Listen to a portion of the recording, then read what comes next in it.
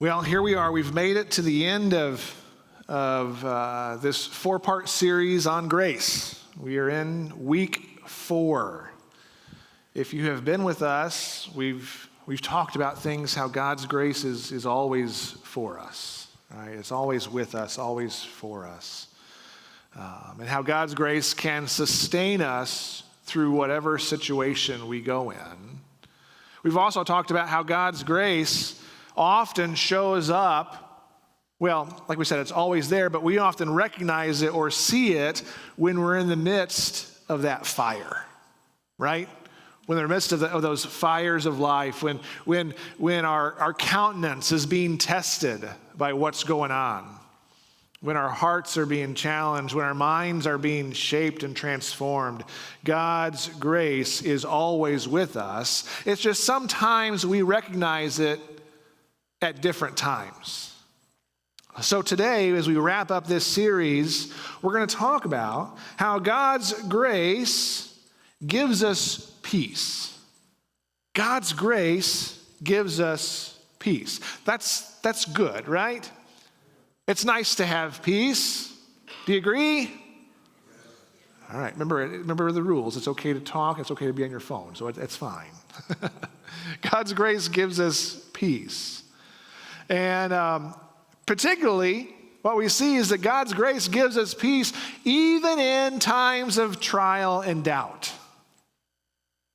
I would ask to say, hey, in here, are we doubters? I'm not going to ask you to raise your hand, but if we think about it, oftentimes we have periods of doubt in our lives. Yes? And we learn that God's grace will give us peace even in those times that we don't understand, or we say, God, where are you? Are you even there?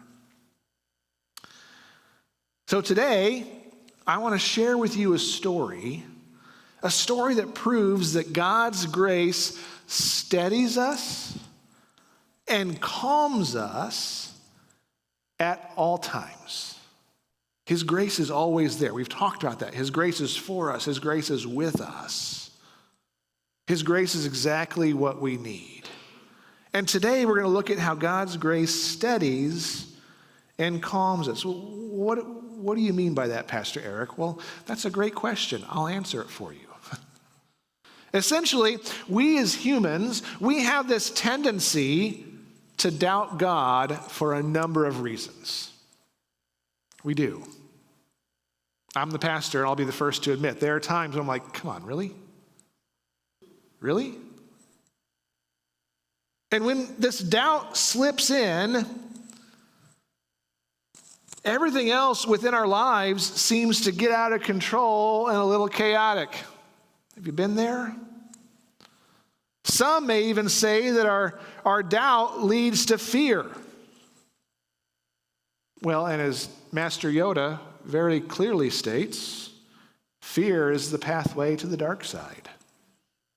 And fear leads to anger. Anger leads to hate, and hate leads to suffering. And if we know anything, Yoda is always right. If you disagree, we'll chat in my office and you can, never mind. You got to have a little bit of Star Wars, right? But doubt can lead us to fear. Yeah? Doubt leads to fear. And sometimes what we see is that fear can put us in a bad place. When we are fearful, when we are scared, we pull away from what God has in store for us. When we operate in fear, we step out of this calling that God has. And it's important to know that God has called each and every one. So if you can hear me today, I want you to hear this. You are called by God. Well, what does that mean? You are an integral part in God's plan for this world. You are. What is that exactly? I don't know. We have to figure that out. And sometimes that takes a lifetime to figure out, but we operate through that. You are an integral part, though, in God's plan for redemption in this world. But when we fear, we step out of that calling.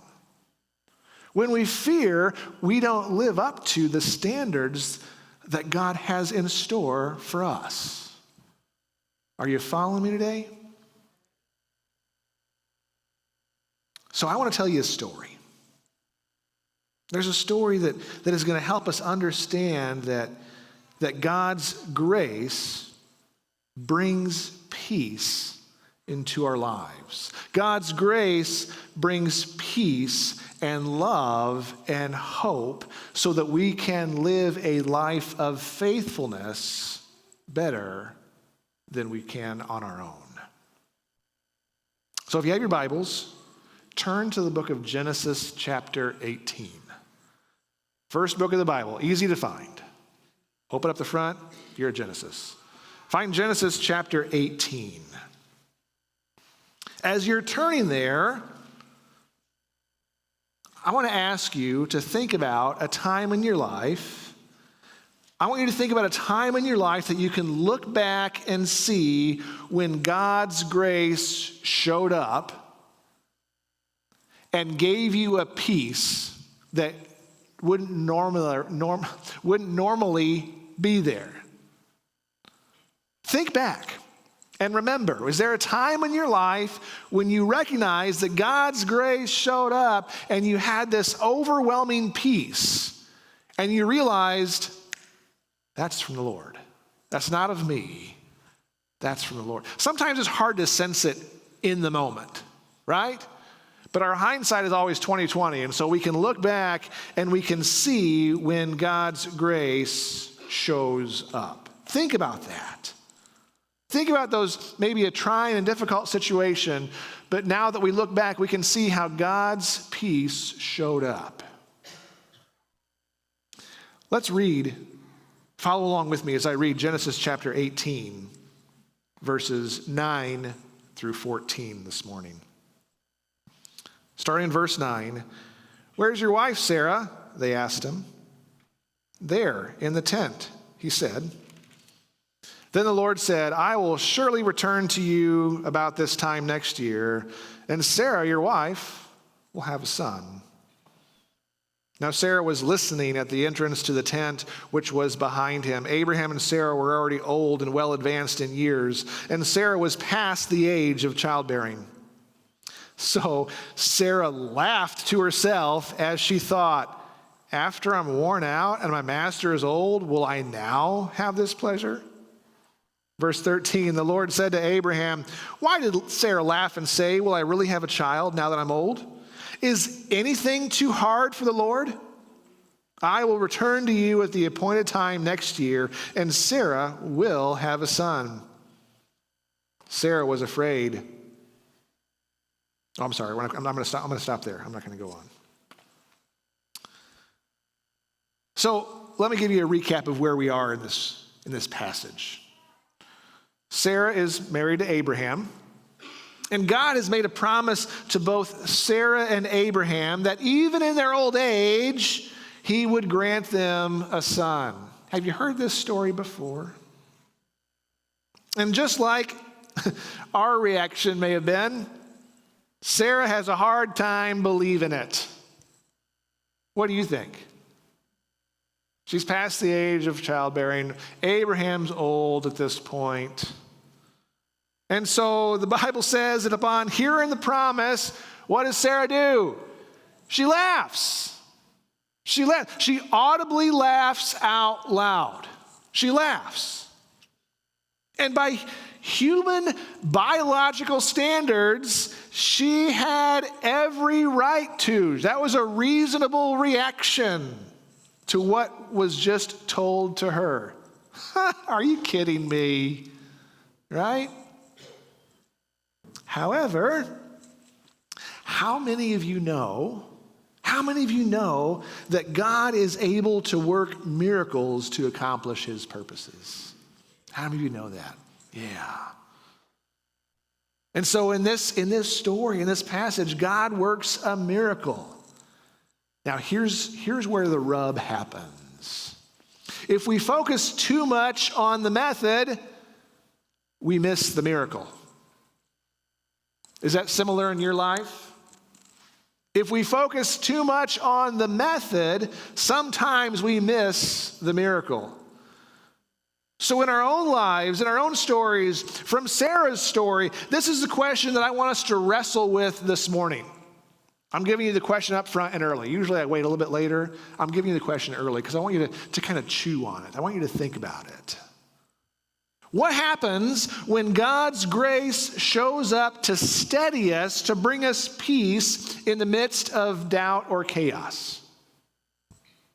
And then, what happens when he makes otherwise impossible things possible? That's a question that I want you to kind of wrestle with. I want you to let that kind of roll around inside you a little bit. What happens when he makes otherwise impossible things possible?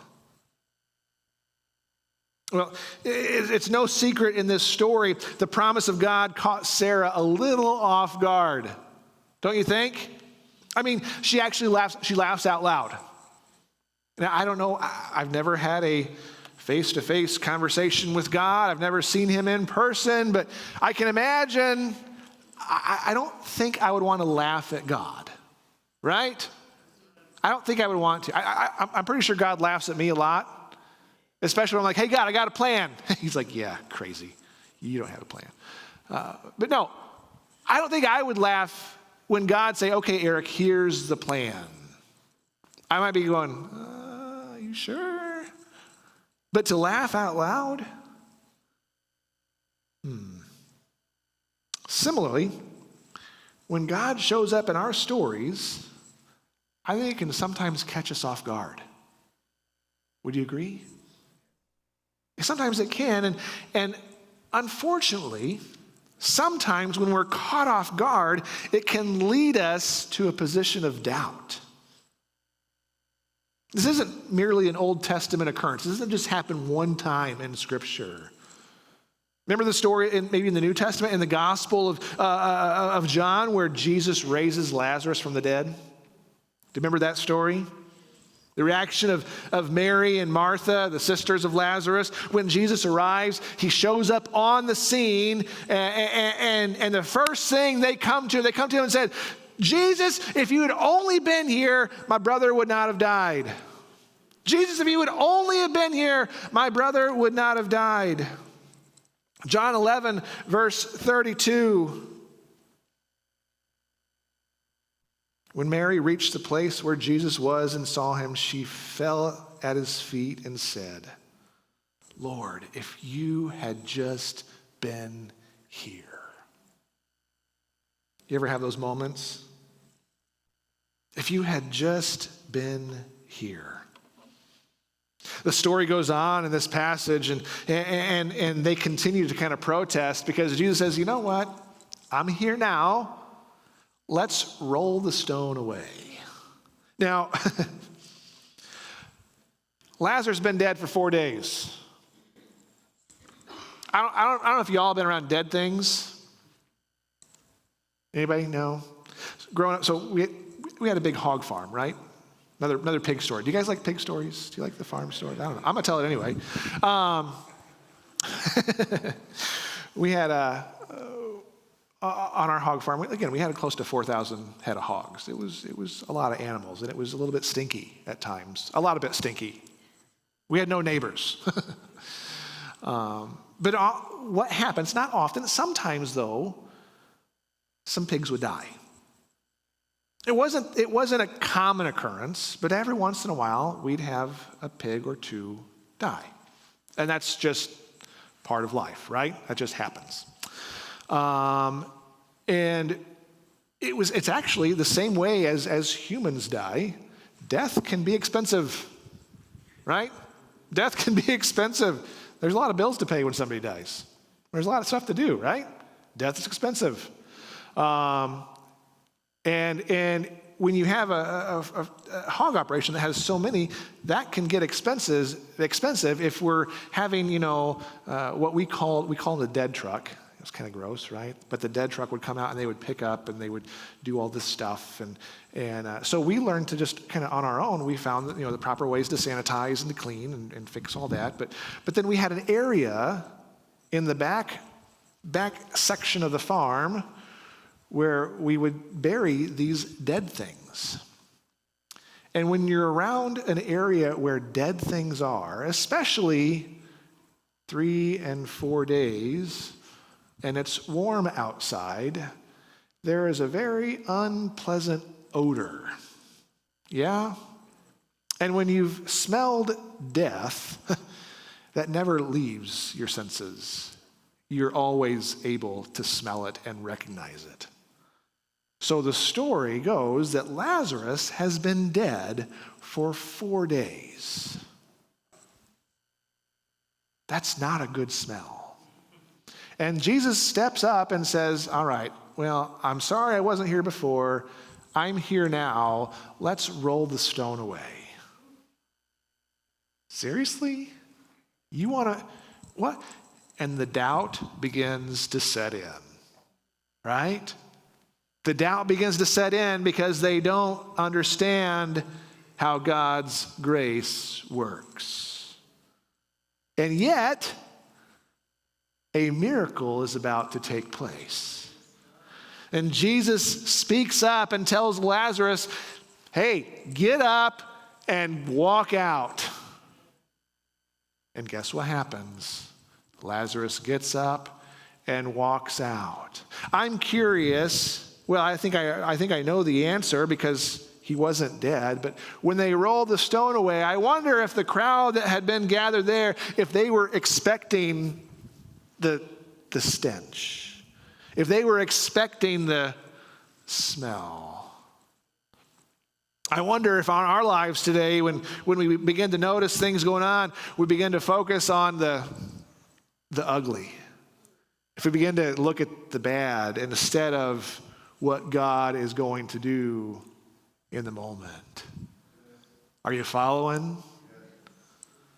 See, when we understand that God's grace is for us, is with us, that it sustains us, and when God's grace gives us peace, even in times of doubt, we no longer have to focus on the dead or the stench, because God is there.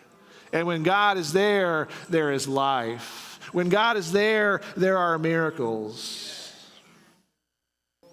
We serve a God who is consistently, constantly, even today, he is working miracle after miracle, and yet we seem to still get caught off guard when he shows up. We still seem to be like, whoa, where'd that come from? Well, that's just God. He's always there. He's always with us. I have a thought about why we do that. We don't expect it because we're too focused on that sin in our lives. Are you following? We're too focused on that sin. We're focused on that thing that maybe nobody else knows about. We're stuck on that, just that part of our life that we haven't shared, that we haven't confessed, that we haven't let God take control of. I think we can be really good at saying, okay, God, here I am. Here's all of me, except for this part over here because that's mine. I think we're really good at that. I know I have to constantly work at here is all. And remember I did the whole word study on all. All means all, yeah. So all that. I mean, we see it play out in our lives. Like we'll see it play out Thursday at our house when we have a chocolate pie. I'm going to share with you the chocolate pie except for this. This is mine, right? That's how sometimes we treat God. God, here's everything of me except for that's mine. This part is mine. When God says, no, I want all of you. Because I created all of you. You are my creation. We serve a God who's constantly working. But because we get focused on this little bit back here that we hide from everybody else, this thing that we hold on to, and that's the thing that stops us from being able to reconcile how his grace would want to be near you. Because we get hyper-focused on that sin or that thing that nobody else knows. And our energy is on hiding that. Our energy is on maybe trying to protect others. You're not protecting anybody. You're only allowing more opportunity for hurt. And when we do that, we can't begin to comprehend how a God of the creator of all would want to love us and would want to lavish his grace on us. Because we're hyper-focused on hiding that thing in our heart. And so today, it would make sense that naturally there's probably some people having a hard time believing that that same grace is for you. And there are some today that are probably walking through areas of doubt in your life, and that doubt has turned into fear, and it's gripped you, and you've not been able to let go and say, okay, God, here's all of me. I'm going to trust in you. Yeah, I'm still scared, but I'm going to trust in you with every ounce of who I am. If that's you, I want to encourage you today. I want to encourage you today with this next point. This next point is what we do when God's grace shows up. When we begin to recognize it, we do a thing, and we're going to call this, we build altars to remember. We build altars to remember. See, doubt slips in when we begin to question God's ability to deliver us, to forgive us, or to come through in our circumstances. That's when doubt begins to slip in. When we begin to question God. Maybe right now for you, the doubt you face is maybe it has to do with your job. Or your finances, or maybe it's from a whole string of prayers about a relationship. I don't know what that is for you, but maybe you've prayed for something for so long and you've not seen results. Regardless, I want you to hear this, that God's grace is given to you to steady you when things, not just things of this world, but even things internally, inside, when they begin to get out of control, and that causes us to fear and to doubt and eventually lose hope. Don't lose hope, because God's grace is for you. In the Old Testament, just like we read a little bit of Sarah and Abraham's story, people like you and me, human beings that God created, that he breathes his life into, people experience doubt. I want you to know that the characters in this story, the folks in the Bible, they are not immune to what you and I are walking through today. They've gone through the same junk, sometimes even more. However, one thing that might be different about them compared to us is that they took a step to help with this doubt. They took a step. They, including Abraham in this story, they built altars. Turn with me a few chapters to the left. Let's go a little bit, Genesis 12. So go back just a couple of chapters to Genesis 12. And we're going to see at the beginning of Abraham's story what I'm talking about here. Just a couple of pages. Genesis 12, 1 through 7. The Lord had said to Abram, leave your country, your people, and your father's household, and go to the land I'll show you.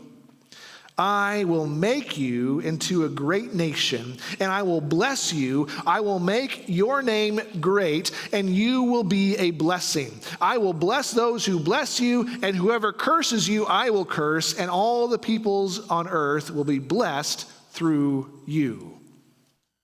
So Abraham left, as the Lord had told him, and Lot went with him. Abraham was 75 years old when he set out from Haran. He took his wife Sarai, his nephew Lot, all the possessions they had accumulated, and the people they had acquired in Haran, and they set out for the land of Canaan, and they arrived there. Abraham traveled through the land as far as the site of the great tree of Moreh at Shechem. And at the time the Canaanites were in the land. And the Lord appeared to Abram and said, "To your offspring I will give this land." So, listen to this, he built an altar there to the Lord who had appeared to him. Did you catch that last part right there? Did you hear that? Abraham built an altar after the Lord had appeared to him. I wonder if maybe Abraham took this specific step so that he and others could remember that this was the place where God had indeed showed up. I wonder. And so I want to ask you a question. What are the places in your life and in your story? Where are those places where God has shown up? Can you look back and see where God has shown up in your life?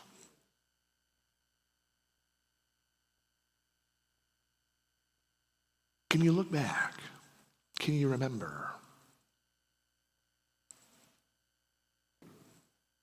I believe those places, those moments in time, those areas will allow us to experience God's grace even when we're walking in the midst of hardship, even when we're going through those hard and deep valleys, even when we're walking through times that we're like, okay, God, where are you? We can look back and remember, God, you were there then. You were at this place at that time, and I can trust that you're with me now. What are those places in your life where you need to build those altars so that we can remember? I want you to think about a time. Think about a time when God showed up in your life and made the impossible possible. What are those moments that you can look back and the only thing that you can say was, it's only God. The only answer is God. See, it's when we remember God's goodness and grace in the past that we have every reason to believe that we can once again be experienced in the present and in the future. This is part of the reason when I pray, I thank God for the past, right? But we don't want to live on the past. We don't want to, be like Uncle Rico and live in the past. Some of you will catch that reference. We don't want to live there. We want to remember, but we don't want to live there. We want to operate where we are now in the present, right? We want to operate in the here and now, but we also want to be hopeful for the future because the same God of the past who did the miracles and blessings then is the same God who's helping you function where you are right now, will be the same God in the future that will help you have a great and awesome and mighty future in Him. But let me remind you that an awesome, great, and mighty future is to God's standards, not to the world's standards. So don't get hung up on what the world says is great and mighty and awesome, right? Maybe we need to begin thanking God for the things of the past, honoring Him in what's going on right now, and thanking Him for what He's going to do in the future. Because He's a God of life. He's a God of grace. Amen? It's when we remember God's goodness and His grace in the past that we have every reason to believe that we'll experience His goodness and grace in our present season.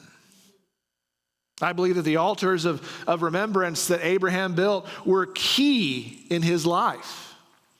Because if we read Abraham's story, it wasn't all roses and sunshine. He went through some stuff. And in fact, Abraham never saw the fruition of what God's promise was. But because he had seen God move in the past, he trusted in God for the future. And that helped Abraham get to a place of a consistent life of faith. There's a book in the New Testament. It's called Hebrews. It's also proof that men make the best coffee. I'm teasing.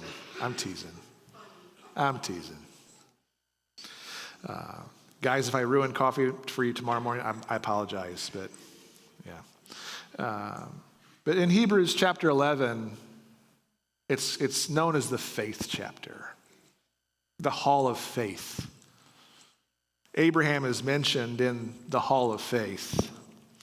And in Hebrews 11, chapter 8, it reads like this: By faith, Abraham, when called to go to a place he would later receive as his inheritance, obeyed and went, even though he did not know where he was going.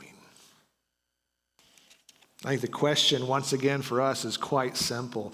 What altars can we build right now in this current season? What miracles do we need to look back and remember and see what God has done? How can you think back and remember how God has shown up for you and has given you peace that you can't understand? Maybe this is a season where God is showing up in the midst of what's going on in your life and in your heart. Maybe God is showing up in the midst of work troubles. Maybe God is showing up in the midst of your financial struggles. Maybe God is showing up in a frustrating relationship season. I don't know what it looks like for you, but even when hardship hits, we can choose to build an altar, remembering that God, regardless of what's going on, regardless of our circumstances, God shows up in the midst of everything. And when we think back and remember what God did, we begin to operate more in faith through the regular daily walk, giving him honor and glory for all the things that he has done, realizing that it's no longer us or our strength, but it's all him flowing through us. This is the picture of a believer's life that we want to begin to attain. I'm curious what it would look like if just the church in America, just the Christian church in America, if we begin to operate like people of faith, trusting in God for everything. I wonder what it would begin to look like.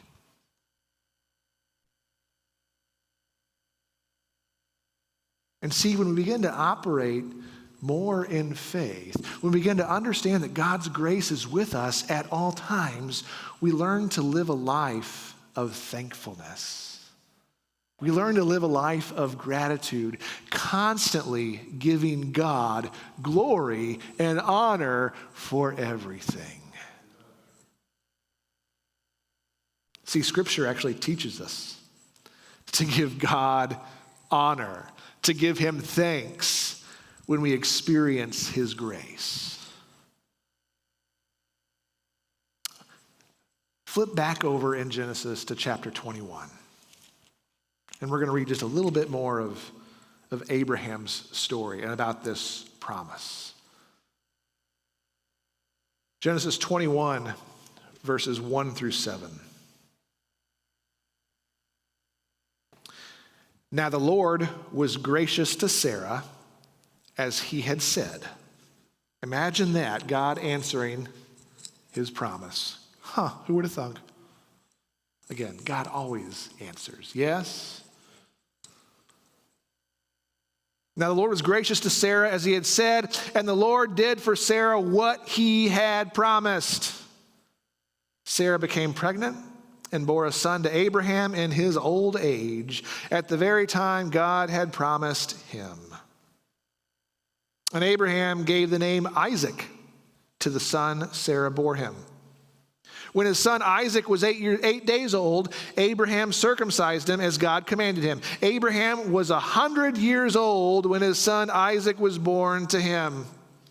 Sarah said, God has brought me laughter, and everyone who hears about this will laugh with me.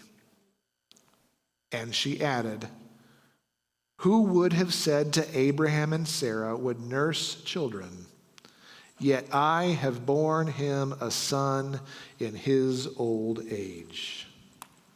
Isaac, whose name means he laughs, is finally born to Sarah in their old age. You saw he is 100 years old. 100 years old. God always keeps his promises. Yeah? Verse 6, I think, is a key in this passage. It shows us exactly who gets the glory for his birth. Sarah says, God has brought. It's pointed back to him. After laughing in response to this promise, Sarah finally sees for herself, she finally sees God's promise come to fruition. In fact, she gets to hold the fruit of God's promise in her arms. Her response teaches us who to give glory to. All things are due to God. Yes? I mean, who else is even possible to receive glory? See, God's grace shows up in a real way for Sarah in that moment, and she experiences his grace firsthand as he sends it. And what we read, if we look through the rest of Scripture and the rest of Abraham and Sarah's story, is Sarah is forever changed. She's never the same again. Just as the same way you and I, when we have an interaction with God's grace in our lives, we are forever changed. Yes? The maker of heaven and earth, when we interact with the Creator, that is what God's grace does. It changes us. And when we experience God's grace and we give him glory, we remember all those things. What it does is that grace comes in and it steadies us. It gives us this calm, this peace. Even though it doesn't make sense to the rest of the world, it calms us and gives us a peace to keep living a life of faithfulness, even in those valleys, even in those storms. Even when life is throwing you curveball after curveball, God's grace gives you calm and steadies us. You see, it completely transforms us from who we are, who we were, to who we are now. And so one more question, and we're going to begin wrapping up. Have you experienced his grace in your life? Can you think back and remember when you've experienced his grace? If so, if you can remember those times mentally, build those altars in your mind so you can look back and point back to, that's when he showed up. That's when God came through. That's when he made the impossible possible. Think back to those moments and those memories. Maybe you're on this journey with the Lord right now where you're still kind of testing the waters. I'm not so sure this whole thing is for me. That's okay. Because we all have our own journey, right? My prayer for you is that God would show up in such a miraculous way that you'd be smack silly. And that would be your altar, that goofy face. God showed up.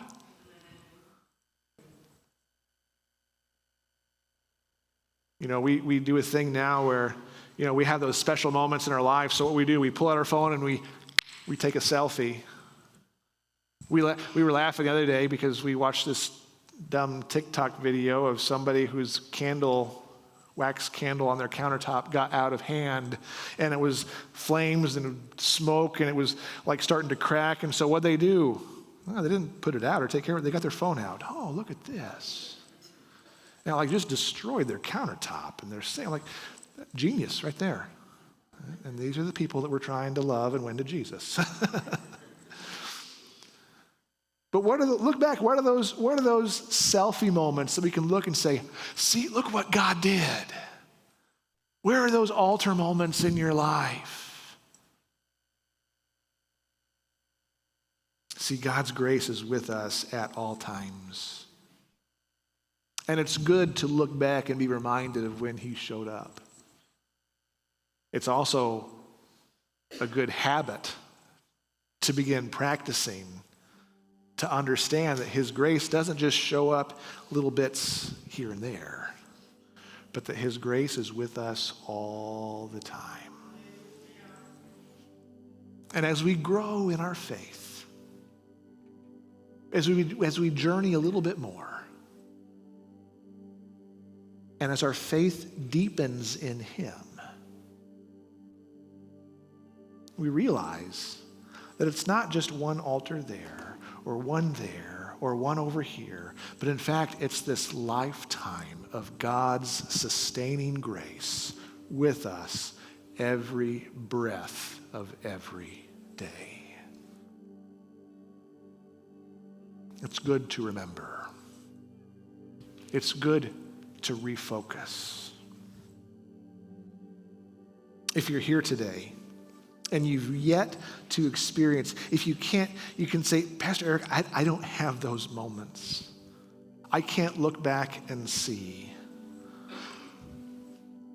I want to personally invite you to join the journey with Jesus. I want to invite you to take that first step into this journey of grace where he sustains us. He walks with us. He leads and he guides. He shows up just in time, right on time. We look back to the story of Lazarus. Well, why didn't you show up 4 days earlier so he didn't have to die? Well, because this was part of the plan. And look, he just walked out of the tomb. He's not dead. God shows up right on time, no matter what our circumstances are. And so wherever you are on your journey, maybe you're well seasoned and you can look back and you have a trophy case of altars. That's awesome. Keep at it. Keep walking in faith with the Lord. Maybe you're fresh and you're brand new. Well, Pastor, I only have one or two. That's awesome. That's great. Build those altars, remembering and seeing when God has showed up and made a difference in your life. Maybe you're saying, Eric, I've just been beat up too much. I've been kicked around. It's just, you don't know what's going on in my life. Is there a God that could really love me the way I am? There's a simple answer to that, and it's yes. It's yes. He loves you and accepts you just the way you are, no matter what you have hidden from everybody else.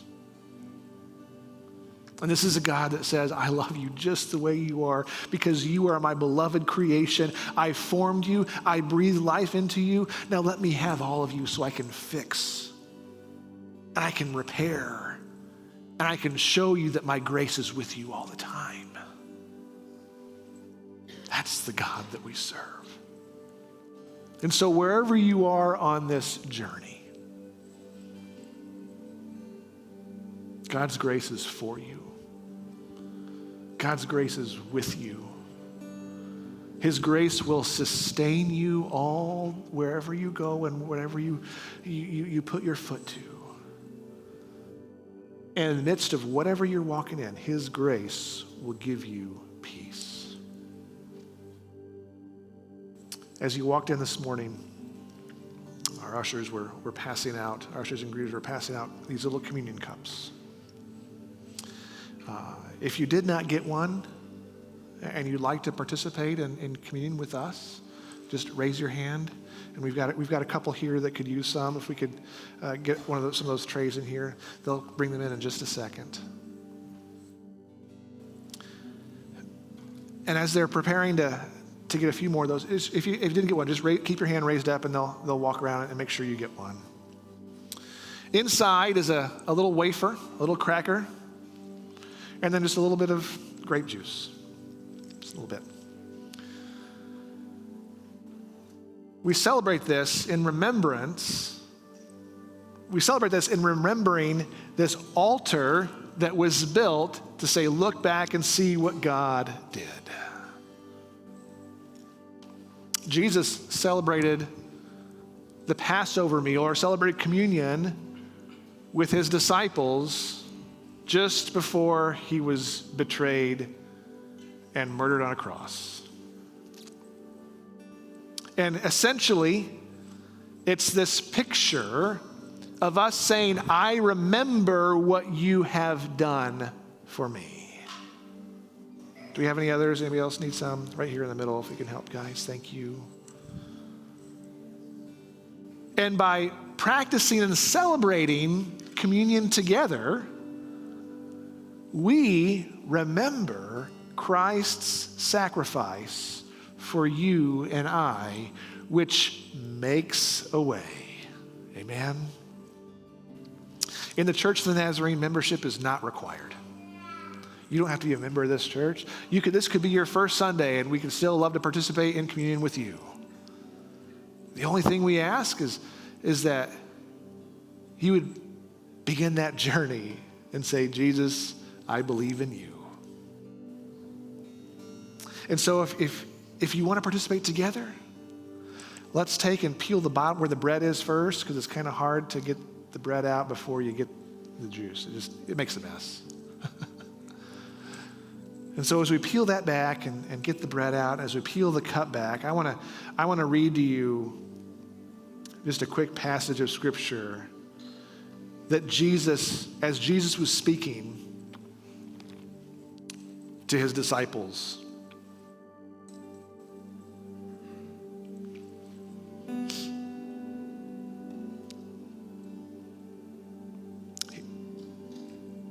He says this: the Lord Jesus, on the night he was betrayed, took bread. He broke it and said, this is my body, which is for you. Do this in remembrance of me. In the same way, after supper, he took the cup, saying, this cup is the new covenant in my blood. Do this whenever you drink it in remembrance of me. For whenever you eat this bread and drink this cup, you proclaim the Lord's death until he comes. And so when we as a church celebrate communion together, we remember the sacrifice that Jesus gave for us. And by the eating of the bread and drinking of the cup together, we celebrate and we look expectantly to his coming again. Let's eat together, his body broken for you and I.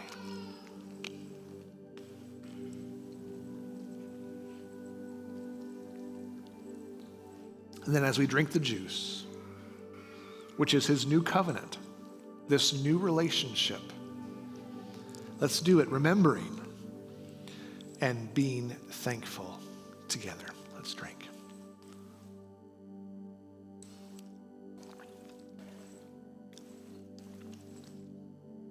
I want to pray for you this morning.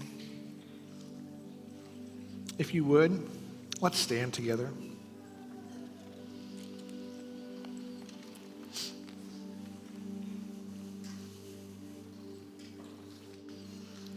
We've talked a lot about grace. We've talked a lot about that. And if you walk away from this series with anything at all, I want you to hear this. In your journey with Jesus, in your journey with Jesus, you will experience his grace in ways that you never thought possible. Because we serve a God who makes the impossible possible.